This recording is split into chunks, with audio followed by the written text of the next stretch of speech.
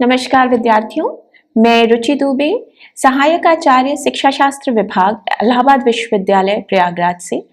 और आज हमारे इस चर्चा का शीर्षक है राष्ट्रीय शिक्षा नीति 1968। तो कोठारी आयोग के द्वारा रिपोर्ट प्रस्तुत करने के बाद भारत सरकार ने अप्रैल 1967 को संसद सदस्यों की एक समिति का गठन किया और इस समिति को 3 कार्य दिए। पहला, कोठारी आयोग के सुझावों पर गंभीरता से विचार करना। दूसरा, राष्ट्रीय शिक्षा नीति का ड्राफ्ट तैयार करना। और तीसरा, प्राथमिकता के आधार पर उसके क्रियान्वयन की रूपरेखा तैयार करना। इस समिति ने शिक्षा द्वारा राष्ट्रीय एकता को सुदृढ़ बनाने पर बल दिया और भाषा नीति, कार्यानुभव, चरित्र निर्माण, विज्ञान शिक्षा एवं शोध, शैक्षिक अवसरों की समानता पर अपने विचार प्रकट किए और शिक्षा के सभी स्तरों में गुणात्मक सुधार पर बल दिया। केंद्र और राज्य सरकार के शैक्षिक दायित्व भी निश्चित किए और समिति द्वारा प्रस्तुत रिपोर्ट के आधार पर 24 जुलाई 1968 को भारत सरकार ने राष्ट्रीय शिक्षा नीति 1968 की घोषणा की। राष्ट्रीय शिक्षा नीति 1968 कोठारी आयोग की रिपोर्ट पर आधारित थी और यह शिक्षा नीति केवल 9 पृष्ठों में प्रस्तुत की गई और इसके मूल तत्व की अब हम चर्चा करेंगे। तो पहली बात तो ये कि जो राष्ट्रीय शिक्षा नीति 1968 ने शिक्षा को राष्ट्रीय महत्व का विषय माना और यह स्वीकार किया कि शिक्षा के द्वारा ही स्वतंत्रता, समानता, समाजवाद, धर्मनिरपेक्षता और न्याय के मूल्यों का विकास किया जा सकता है। शिक्षा के द्वारा ही राष्ट्रीय एकता और लोकतंत्र को सुदृढ़ किया जा सकता है। शिक्षा के द्वारा ही राष्ट्रीय उत्पादन में वृद्धि की जा सकती है और राष्ट्र का आर्थिक विकास किया जा सकता है। 1968 की शिक्षा नीति के अनुसार शिक्षा की व्यवस्था केंद्र एवं राज्य सरकारों का संयुक्त उत्तरदायित्व था। केंद्र सरकार के शैक्षिक उत्तरदायित्व थे राष्ट्रीय शिक्षा नीति का निर्माण करना, केंद्रीय विश्वविद्यालय का प्रबंधन करना, उच्च स्तर की विज्ञान एवं तकनीकी शिक्षा और अनुसंधान का स्तर निश्चित करना, राज्यों को शैक्षिक नेतृत्व प्रदान करना और उनके शैक्षिक कार्यक्रमों के लिए आर्थिक सहायता देना। और राज्य सरकार के शैक्षिक उत्तरदायित्व के अंतर्गत आया कि केंद्रीय शिक्षा नीति के अनुसार राज्य स्तर पर शिक्षा का नियोजन करना, वित्त व्यवस्था करना, शैक्षिक प्रशासनिक ढांचे पर नियंत्रण रखना और विभिन्न स्तर की शिक्षा की गुणवत्ता बनाए रखना। शिक्षा नीति 1968 ने शिक्षा को राष्ट्रीय महत्व का विषय माना और इसी आधार पर केंद्रीय बजट में 6% शिक्षा पर व्यय करने का प्रस्ताव रखा। इससे पहले शिक्षा पर केंद्रीय बजट का केवल 2.9% ही व्यय किया जाता रहा था। इस नीति के अनुसार पूरे देश में 10+2+3 शिक्षा संरचना लागू की जाने की बात कही गई, अर्थात पहले 10 वर्षीय शिक्षा के लिए आधारभूत पाठ्यचर्या होगी, +2 स्तर पर स्थान विशेष की आवश्यकता अनुसार पाठ्यक्रम निश्चित होगा और स्नातक पाठ्यक्रम 3 वर्ष का होगा। राष्ट्रीय शिक्षा नीति 1968 का अगला मुख्य तत्व था कि 6 से 14 वर्ष के आयु के बच्चों के लिए निशुल्क एवं अनिवार्य प्राथमिक शिक्षा की व्यवस्था करना। माध्यमिक शिक्षा के विस्तार एवं उन्नयन की दृष्टि से राष्ट्रीय शिक्षा नीति 1968 में कहा गया कि माध्यमिक शिक्षा की जहां भी मांग हो उसे उपलब्ध कराया जाए, माध्यमिक शिक्षा को निशुल्क किया जाए और माध्यमिक स्तर पर बच्चों को राष्ट्र का इतिहास, संविधान के मूल तत्व का ज्ञान और व्यावसायिक शिक्षा प्रदान की जाए ताकि माध्यमिक शिक्षा में गुणात्मक सुधार किया जा सके। इस नीति ने माध्यमिक स्तर पर त्रिभाषा सूत्र लागू करने पर भी बल दिया और इसमें यह कहा गया कि प्राथमिक स्तर पर केवल विद्यार्थी मातृभाषा का अध्ययन करेंगे, उच्च प्राथमिक स्तर पर मातृभाषा और किसी भारतीय भाषा अथवा अंग्रेजी का अध्ययन करेंगे और माध्यमिक स्तर पर विद्यार्थियों को एक और राष्ट्रीय भाषा अथवा अंतरराष्ट्रीय भाषा का अध्ययन करना होगा।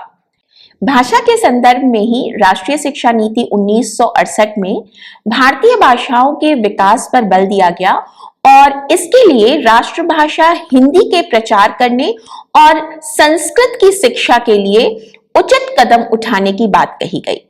राष्ट्रीय शिक्षा नीति 1968 में कार्यानुभव एवं समाज सेवा को विद्यालय शिक्षा में अनिवार्य करने की भी बात कही गई थी। शिक्षा को उत्पादन से संबंधित करने के लिए प्रथम 10 वर्षीय शिक्षा में कार्यानुभव को अनिवार्य और बच्चों में सामाजिकता की भावना विकसित करने के लिए और उनके चरित्र निर्माण के लिए समाज सेवा को अनिवार्य करने पर भी बल दिया गया। अगला मूल तत्व इस शिक्षा नीति का था कि प्रतिभावान छात्रों की पहचान करके उनके विकास के लिए उचित अवसर प्रदान किए जाएं और निर्धन छात्रों को आर्थिक सहायता दी जाए। विश्वविद्यालय शिक्षा का प्रसार एवं उन्नयन हेतु 1968 की शिक्षा नीति में सुझाव दिया गया कि उच्च स्तर पर छात्रों की बढ़ती हुई संख्या के आधार पर महाविद्यालयों में सायंकालीन कक्षाओं की व्यवस्था की जाए, विश्वविद्यालय में अंशकालीन और पत्राचार पाठ्यक्रम चलाए जाए और विश्वविद्यालय को स्वायत्तता प्रदान की जाए। राष्ट्रीय शिक्षा नीति 1968 में कृषि, व्यावसायिक, तकनीकी एवं इंजीनियरिंग शिक्षा की विशेष व्यवस्था की बात कही गई थी और कहा गया कि इसके लिए कृषि के सामान्य ज्ञान को प्रदान करने के लिए पॉलिटेक्निक विद्यालय खोले जाएं, कुछ विश्वविद्यालयों में कृषि संकाय की स्थापना की जाए और प्रत्येक राज्य में कम से कम एक कृषि विश्वविद्यालय को स्थापित किया जाए। व्यावसायिक एवं तकनीकी शिक्षा के स्तर को ऊंचा करने के लिए उन्हें औद्योगिक संस्थानों की मांगों के अनुसार विकसित किए जाने का भी सुझाव 1968 की शिक्षा नीति में कहा गया था।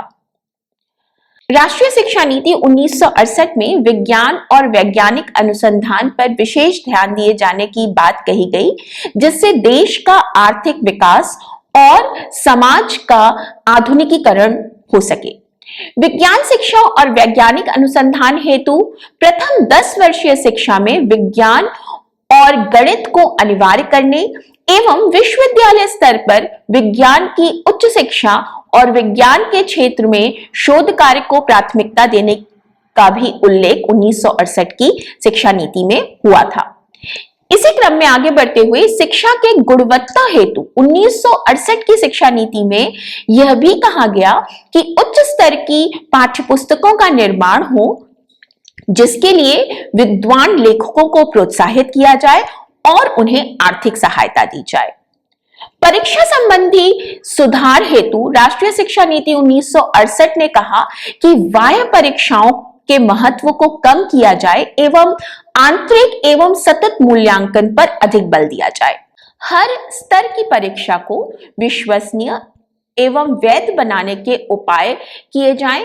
परीक्षा परिणामों में बाह्य और आंतरिक मूल्यांकन से प्राप्त अंकों को अलग अलग दर्शाया जाए और श्रेणी के स्थान पर विद्यार्थियों को ग्रेड दिए जाएं। शिक्षकों के स्तर को सुधारने के लिए इस नीति में कहा गया कि शिक्षकों के वेतनमान को बढ़ाया जाए और शिक्षकों को 3 सूत्रीय लाभ, जिसके अंतर्गत जीपीएफ, जीवन बीमा और पेंशन आता है, वो दिए जाने चाहिए। शिक्षण प्रशिक्षण में सुधार हेतु विश्वविद्यालयों में शिक्षक शिक्षा विद्यालय स्थापित किए जाएं। शिक्षकों को निरंतर अद्यतन ज्ञान से परिचित कराया जाए। राष्ट्रीय शिक्षा नीति 1968 में छात्र कल्याण हेतु विद्यालय में निशुल्क मध्याह्न भोजन, महाविद्यालय और विश्वविद्यालय स्तर पर सस्ते जलपान गृह और छात्रों के लिए छात्रावासों का निर्माण और प्रत्येक स्तर पर छात्रवृत्तियों की संख्या बढ़ाए जाने का भी सुझाव दिया गया और शिक्षा के सभी स्तरों पर स्वास्थ्य लाभ हेतु खेलकूद की उत्तम व्यवस्था एवं खिलाड़ियों को प्रोत्साहन दिए जाने पर भी बल दिया गया। राष्ट्रीय शिक्षा नीति 1968 में यह भी कहा गया कि प्रौढ़ शिक्षा को गति प्रदान करने की आवश्यकता है, जिसके लिए व्यावसायिक एवं औद्योगिक संस्थानों में कार्यरत व्यक्तियों की प्रौढ़ शिक्षा का उत्तरदायित्व इन्हीं संस्थाओं का होना चाहिए। विश्वविद्यालय में विस्तार सेवा केंद्र की स्थापना की जाए, जिसके द्वारा प्रौढ़ शिक्षा कार्यक्रमों को गति दी जाए तथा आकाशवाणी और दूरदर्शन के माध्यम से प्रौढ़ शिक्षा कार्यक्रमों का विस्तार किया जाए।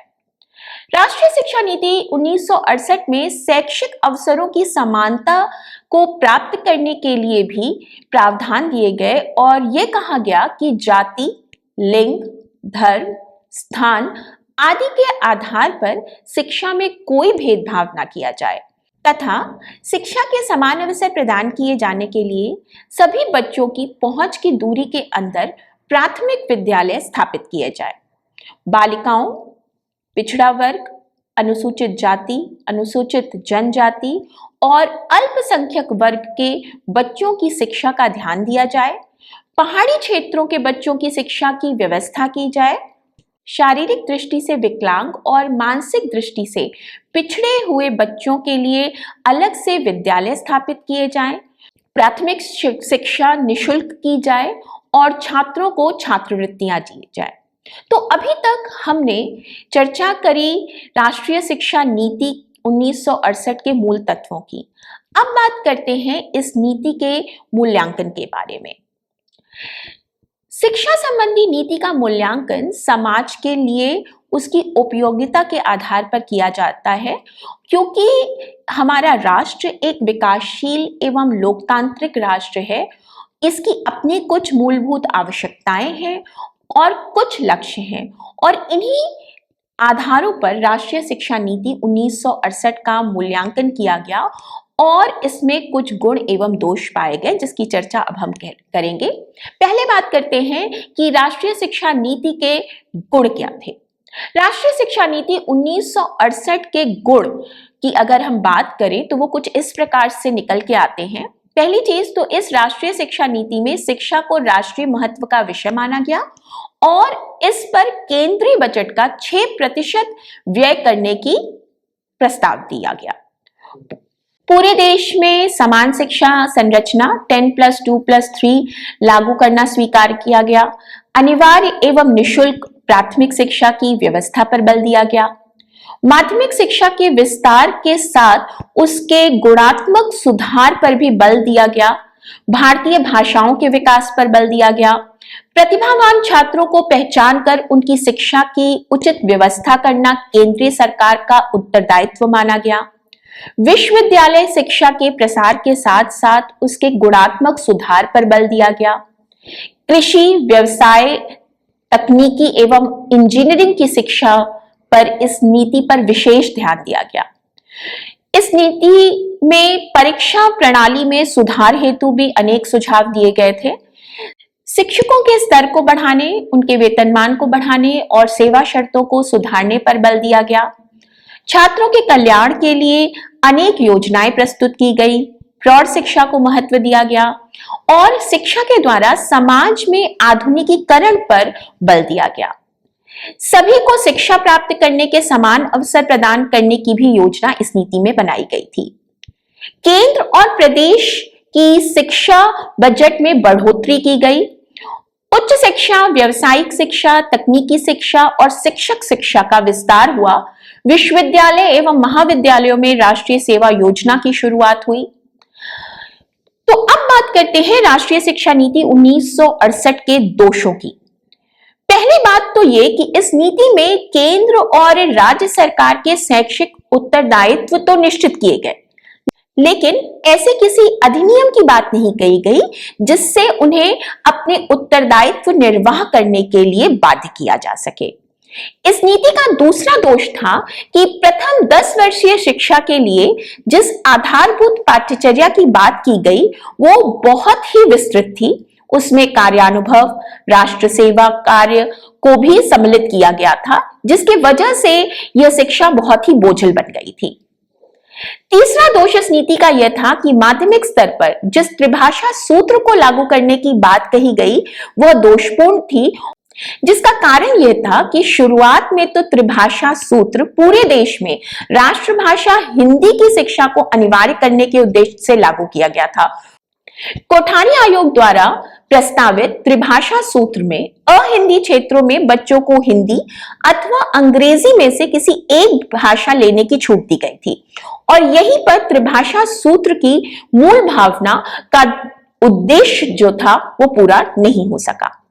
इस नीति के सुझाव के आधार पर उच्च शिक्षा सभी इंटर पास छात्रों के लिए खोल दी गई, जिसके परिणाम स्वरूप महाविद्यालय और विश्वविद्यालयों में छात्रों का प्रवेश दबाव, छात्र अनुशासनहीनता, छात्र आक्रोश, शिक्षित बेरोजगारी आदि बढ़ी और समय, शक्ति और धन का अपव्यय हुआ। तो आज हमने इस सेशन में राष्ट्रीय शिक्षा नीति 1968 के बारे में विस्तृत चर्चा की और इसके अंतर्गत हमने इस नीति के मूल तत्व और उसके गुण और दोषों का अध्ययन किया।